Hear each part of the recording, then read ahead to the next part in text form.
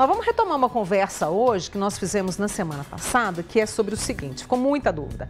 Quem fica viúvo ou viúva pode perder o direito à herança? Esta é a proposta que está sendo analisada pelo Senado desde abril e faz parte de uma atualização do Código Civil. Uma conversa que a gente retoma hoje, claro, com a ajuda da advogada Maria Júlia Cardoso. Você tem dúvida? 998907000 é o nosso WhatsApp. Maria Júlia, mais uma vez, obrigada, tá? Muito obrigada. Bom dia a todos. E eu acho muito importante divulgar isso, porque esse é o momento da população entender o que está acontecendo. Se tiver que correr atrás dos direitos, esse é o momento da gente fazer alguma coisa. O que fica claro é o seguinte, somos casados ali, né? Você com seu marido, eu com meu marido, a gente construiu um patrimônio ao longo da vida. E aí essa proposta quer dizer o seguinte, olha, seu marido morreu, sua esposa morreu, ninguém tem direito a nada. Então, atualmente, no regime de comunhão parcial, que é o geral, a pessoa que não fez um pacto antinupcial, não fez um planejamento matrimonial, ela cai nesse regime. Tudo que ela construiu durante o casamento, que eles compraram juntos, que é o que a gente chama de patrimônio comum, comprei uma casa depois que eu casei, patrimônio comum. Isso significa que a viúva vai ser meia, ela não herda sobre aquilo ali. Só que na sistemática do Código Civil atual, que é o lá de 2002, se, por exemplo, o seu João era casado com a dona Maria, ele recebeu uma herança do pai. Ele recebeu uma doação do pai, que é um patrimônio particular. Na sistemática do Código Civil atual, o cônjuge ou companheiro ia ser herdeiro. Agora, com a proposta de alteração, ele não mais será herdeiro, ele não vai receber essa herança sobre os bens particulares do cônjuge. A Maria Júlia ajudou a gente aqui, eu quero colocar na tela agora para o pessoal que está acompanhando sobre o que é hoje e o que vai mudar, por exemplo, em relação à comunhão parcial de bens. No regime da comunhão parcial, atualmente, o cônjuge ele é herdeiro dos bens particulares e ele não vai mais ser herdeiro dos bens particulares. É essa a principal alteração. E também tem a questão do regime da separação total de bens. Hoje, muita gente acha, eu estou casada na separação total, não tenho direito a nada, né? Não vai ser herdeiro. É sim, você sempre herda no regime de separação total. E com a alteração, né, do Código Civil, não vai mais ser herdeiro necessário quando a gente estiver falando, né, do regime de separação total. E aí muita gente me perguntou semana passada, quando é que isso entra em vigor? Já está em vigor? Não, né? o projeto ainda está passando pelo Senado, não foi aprovado, então ainda há chance de veto ou não, por isso que eu falei que esse é o momento da gente discutir, da população se mobilizar, caso você não concorde com isso. Porque eu particularmente entendo que se eu casei e construí uma vida junto com meu marido, vamos supor, eu não tenho filhos. Aí quando eu falecer, metade da minha... Por exemplo, eu vou ter que deixar metade do carro para minha sogra, porque é ela que vai ser herdeiro necessário. Você entende? Porque a metade do meu marido, apesar de eu ter construído junto com ele, não é meu, é do meu marido e minha sogra que é a herdeira necessária. Então, acaba que quem que vai ser chamado não é mais o cônjuge. Quando não tem filhos, os ascendentes, ou seja, pais, avós, bisavós do falecido vão receber e você acaba perdendo metade do seu patrimônio porque outras pessoas vão receber aquilo ali. E uma questão também que está gerando polêmica, eu já vou trazer aqui as suas perguntas, viu, pessoal? É a questão do seguinte, é o desamparo. Aqueles que têm filhos especiais, que não trabalham, a mulher que optou por cuidar ali da casa, dos filhos, ou o marido, a gente vê muita situação também de maridos que deixaram a carreira por conta de uma situação pessoal. Isso também pode complicar esse desamparo, caso essa proposta seja aprovada? Então, é porque na sistemática do nosso Código Civil atual, o cônjuge ele é herdeiro necessário. Então, eu vou fazer um planejamento sucessório, eu vou fazer um testamento, porque eu quero deixar um bem para minha esposa, porque ela cuidou dos filhos, eu quero resguardar ela.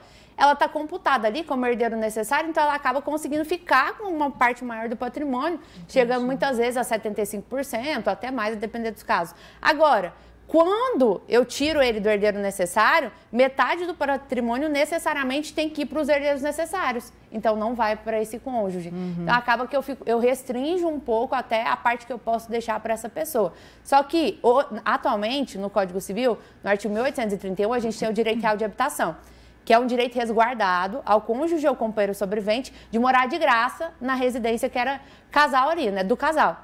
Com a alteração do Código Civil, eu vou ter outras pessoas podendo ter esse direito real de habitação, o que eu acho que é uma problemática, porque se eu tenho, por exemplo, uma madrasta que briga com os filhos, os filhos querem pirraçar ela, e aí eles não vão deixar ela morar, vai pedir para morar lá só para não deixar e ela querer abrir mão desse direito. Então, são coisas que podem vir a acontecer. Claro que a gente está falando de um campo hipotético, ainda não passou essa proposta, mas são problemáticas que a gente vai acabar passando se essa reforma passar. A Daiane mandou uma pergunta aqui para você, olha, essa lei, ela não é, essa mudança no Código Civil, Daiana, ainda não houve, mas a gente está trazendo essa possibilidade para que estejamos todos informados, tá? Ela está no Senado e pode ser que alguns meses ela seja aprovada, às vezes não, Sim, né? E a maioria da população muitas vezes nem sabe o que está acontecendo. Aí só sabe quando aprova e não tem mais o que fazer. Não tem mais o que então, fazer. o momento de agir, fazer um abaixo-assinado, qualquer coisa é agora.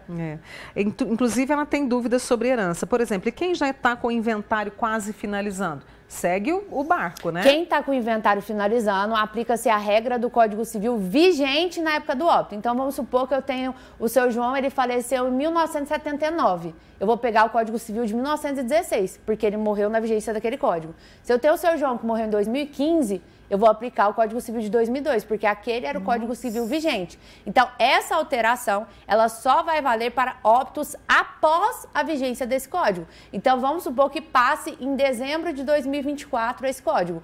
Apenas para óbitos após a vigência, ou seja, depois de dezembro de 2024, que eu vou aplicar esse código. Então, tudo que está em trâmite agora, não se aplica essa nova regra. Tá vendo como é...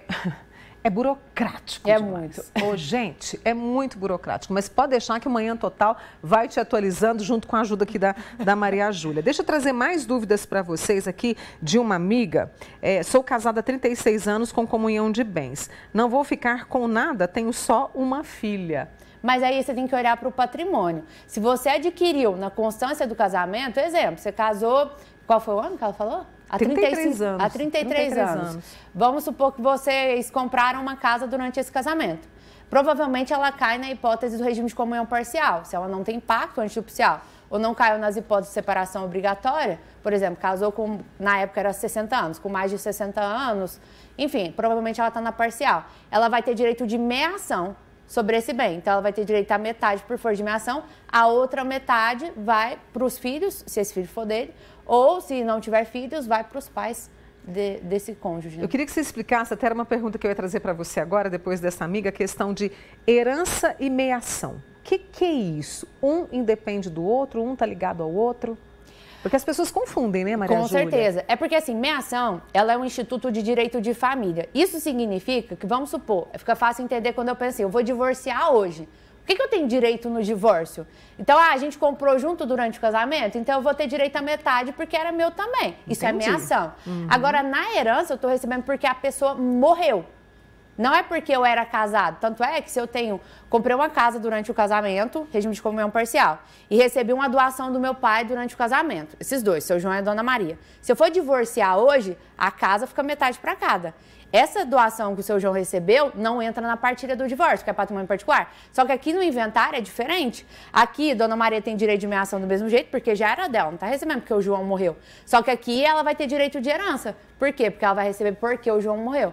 Então, herança, quando eu falo de herança, é porque alguém faleceu. Meação pensa no divórcio, eu ia ter direito ou não. Já era dela, entendeu? Ficou muitíssimo bem explicado. Você falou em comunhão parcial de bens, como separação total de bens e união estável. Como é que fica? É a mesma regra. Então, hoje a gente tem equiparação de direitos. Tudo que eu falei cônjuge, vale para o companheiro também.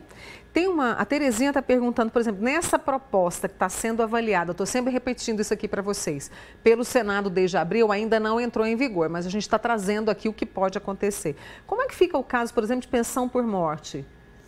Se a pessoa recebe... Então, aí, isso é legislação específica. Tem que olhar o regramento da pensão por morte, mas aí eu acredito que não vai ter alteração. É só questão de opinião, né? Tem que esperar para ver se vai ter alteração ou não.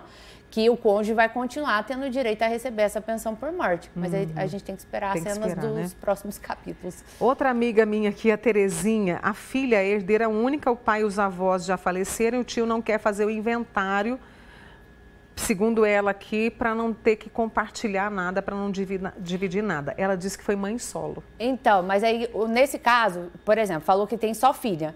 O tio seria o irmão do falecido, né? Quando fala tio, é irmão do falecido. Isso. Tio não é herdeiro necessário. O tio só vai receber se o falecido não deixou filho, não deixou pai, avô, bisavô, não deixou neto, bisneto, não deixou cônjuge, não deixou companheiro, não deixou... Aí sim eu chego nos irmãos. Os irmãos são os herdeiros colaterais. Então, quem que vai herdar isso daí? É a filha única. A filha única que tem que dar entrada no inventário e ela que vai receber a herança. E aí ela pode dar entrada no inventário, né? Mas, o tio não quer fazer, ela pode dar entrada. Ela pode entrar, porque a herança é dela. Eu sei que você já falou isso, mas só para responder aqui a querida Thaís, a questão da união estável. Ela tem 16 anos de casada e 2 filhas, né? Como é que fica se a lei for aprovada?